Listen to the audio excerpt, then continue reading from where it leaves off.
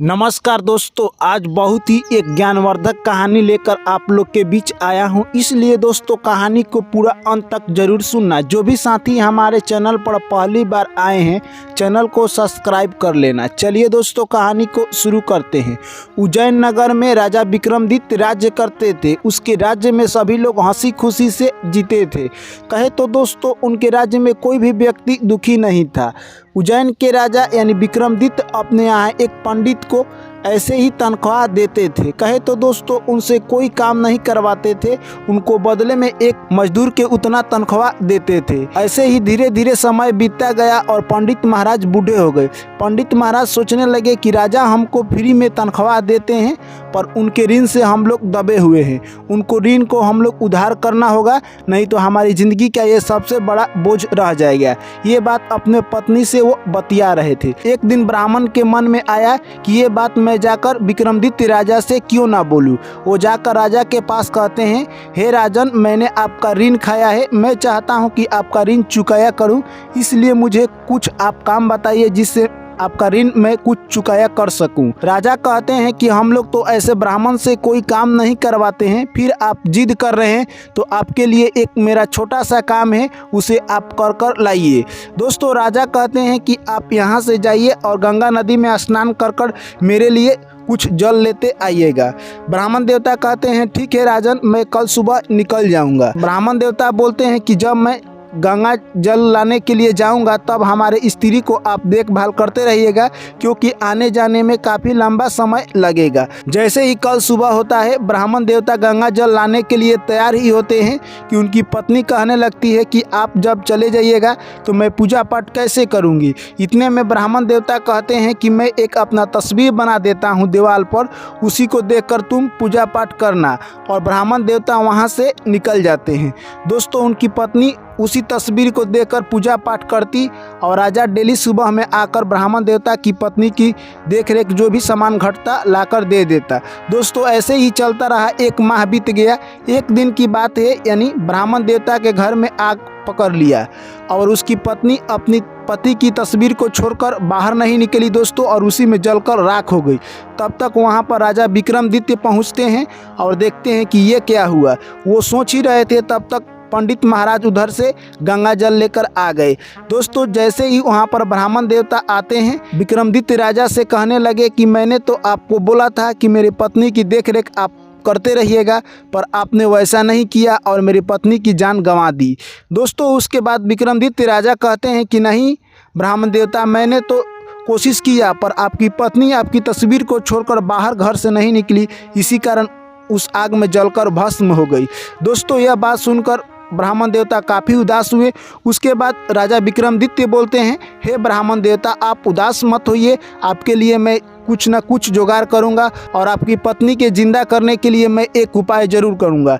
वहां से राजा विक्रमादित्य चल देते हैं, यानी अमृत के तलाश में। दोस्तों वो अमृत के तलाश में जा ही रहे थे कि एक महल पर जाकर वो बैठ गए और आराम करने लगे। उस महल से एक सास एक पतोह निकलकर राजा विक्रमादित्य को धक्कर रोने लगी, यानी कहने लगी कि हे बेटा, तू इतना दिन से कहाँ था, 10 वर्षों से तू हमारे घर क्यों नहीं आ रहा था। यह सब बात सुनकर राजा विक्रमादित्य अचंभित हो गए और कहने लगे कि मैं आपका बेटा नहीं हूं, आप लोगों को कोई गलत फहमी हुई है, आप अपने बारे में बताइए। दोस्तों वो बूढ़ी माँ बताती है कि हमारा एक लड़का था जिसका नाम था रमेश।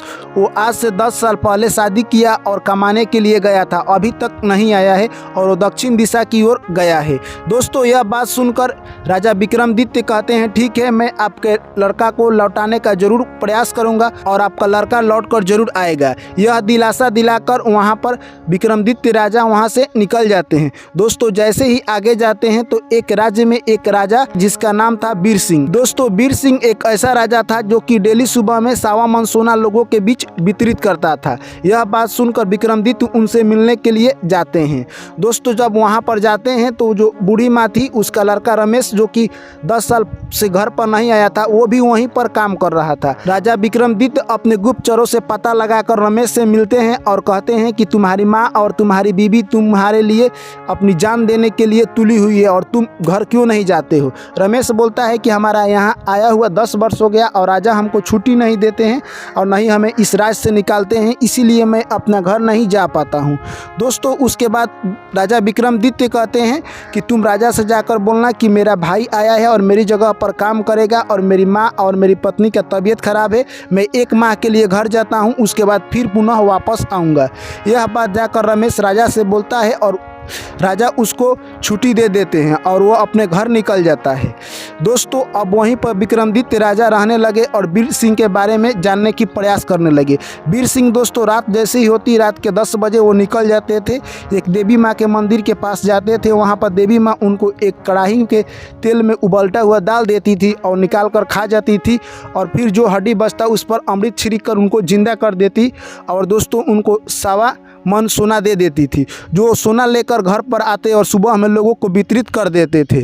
डेली का दोस्तों यही काम था। राजा विक्रमादित्य एक दिन छुपा लाकर सब यह बात देख लिए। अगले दिन राजा विक्रमादित्य ने अपने गुप्तचरों को बुलाकर यानी कहे तो वीर सिंह को बेहोशी का दावा दे देते हैं और वो आज देवी माँ के पास नहीं जाते हैं और खुद राजा विक्रमादित्य यानी अपने शरीर को फाड़ कर उसमें मिर्ची मसाला लगा लेते हैं और जाते हैं। जैसे ही वहाँ पर जाते हैं देवी माँ इनको तेल में डाल देती है और भूंज कर खा जाती है। दोस्तों खाती है तो क्या होता है कि पहले की तुलना में काफ़ी अच्छा स्वाद लगता है और देवी माँ आज काफ़ी प्रसन्न होती है और फिर जो हड्डी बचता है उस पर अमृत छिड़क कर फिर राजा को जिंदा कर देती है। दोस्तों राजा जैसे ही जिंदा होता है देवी माँ प्रसन्न होती है और बोलती है कि हे राजन मांगो, तुम वरदान में क्या मांगते हो। विक्रमादित्य राजा कहते हैं कि हमको सोना बनाने वाला मशीन दे दीजिए और एक घड़ा दे दीजिए और आज से जो ये कढ़ाई में आप मुझे भूंज कर डेली खाती है, इस कढ़ाई को आज से पलट दीजिए, यहाँ पर आज से कोई नहीं आएगा। तीनों वरदान पाकर राजा विक्रमादित्य वहाँ से चले आते हैं। दोस्तों जैसे ही वो राज्य में आते, इधर दोस्तों वीर सिंह बेहोशी के हालत में थे, इनका बेहोशी खत्म हुआ तो ये उठकर देवी माँ के पास पहुँचते हैं तो देखते हैं कि वहाँ पर जो कढ़ाई का तेल था वहाँ पर कुछ नहीं है। ये सब देखकर अचंभित हो जाते हैं और घर पर आकर उदास रहने लगते हैं। तो ऐसे ही सुबह हो जाती है। अब ये सोचते हैं कि कहाँ से सोना मैं लोगों को वितरित करूंगा और उतने ही देर में लोग वहाँ पर आ जाते हैं। यह सब बात देखकर राजा विक्रमादित्य सोच रहे थे कि राजा कुछ न कुछ तो आज दुखी में हैं। तो दोस्तों उसके बाद राजा विक्रमादित्य राजा वीर सिंह के पास जाते हैं और सारा कहानी बता देते हैं और दोस्तों सोना बनाने वाली मशीन दे देते हैं और राजा वीर सिंह सोना बनाकर लोगों को वितरित कर देते हैं और कहते हैं राजा वीर सिंह राजा विक्रमादित्य से कि तुम ये सोना बनाने वाली मशीन देवी माँ से कैसे लेकर आए हो, तुम अपने बारे में बताओ, मुझे तो लगता है कि तुम कोई साधारण आदमी नहीं हो। इतने में राजा विक्रमादित्य कहते हैं कि मैं उज्जैन का राजा विक्रमादित्य हूँ। यह बात सुनकर यानी कहे तो राजा वीर सिंह उसके चरणों में गिर जाते हैं और कहते हैं कि धन्य हो राजा, आपने मेरा सारा समस्या हल कर दिया। और वहाँ से वो अमृत का घड़ा लेकर यानी राजा विक्रमादित्य अपने राज की ओर लौट जाते हैं। दोस्तों अपने राज की ओर लौट कर आते हैं और सबसे पहले ब्राह्मण की पत्नी पर अमृत छिड़क कर जिंदा कर देते हैं। अब ब्राह्मण की पत्नी दोस्तों कहे तो एक सुशील एक नौजवान औरत बन जाती है और यह सब देखकर पंडित महाराज काफ़ी खुशी होते हैं दोस्तों और वो लोग दोनों खुशी खुशी अपना ज़िंदगी बिताने लगते हैं। कहे तो दोस्तों उनकी पत्नी जवान हो गई थी, अब उस पंडित से थोड़ा सा मन मोटाव होने लगा, यानी कहे तो पंडित जी को उतना भाव नहीं देती थी, पर पंडित जी काफ़ी खुश थे। दोस्तों ऐसे धीरे धीरे चलता रहा और उनकी पत्नी का लगाव एक गांव के लड़के से हो गया। यह सब देखकर पंडित महाराज काफ़ी गुस्से में रहते। एक दिन उनकी पत्नी उस लड़के से अपने घर में बतिया ही रही थी, तब तक पंडित महाराज ने देख लिया। अब यह सब बर्दाश्त नहीं कर सकते दोस्तों, उनकी पत्नी एक प्लान बनाती है और एक दिन पंडित जी को खाना में जहर देकर उनको मार देती है।